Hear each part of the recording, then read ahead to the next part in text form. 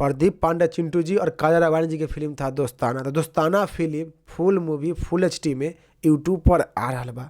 प्रदीप पांडे चिंटू जी और काजल राघवानी जी की फिल्म दोस्ताना फुल मूवी फुल एचडी में आ रहा बा यूट्यूब पर। तो किस दिन और किस समय, चलिए जानते हैं इस वीडियो के माध्यम से। तो मैं पप्पू लाल यादव, देख रहे हैं Yadav music hit Bhojpuri news. तो बहुत बहुत स्वागत बा।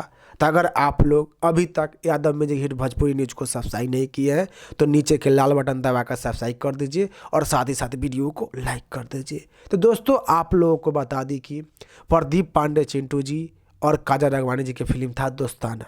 प्रदीप पांडे चिंटू जी और काजल राघवानी जी की फिल्म था दोस्ताना।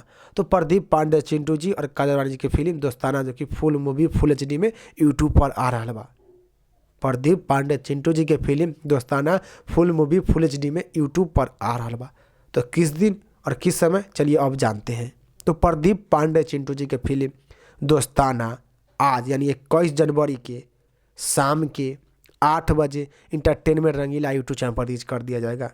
यानी आज 21 जनवरी बा और आज शाम के 8 बजे इंटरटेनमेंट रंगीला यूट्यूब चैनल पर प्रदीप पांडे चिंटू जी और काजल राघवानी जी की फिल्म दोस्ताना फुल मूवी फुल एचडी में रिलीज कर दिया जाएगा।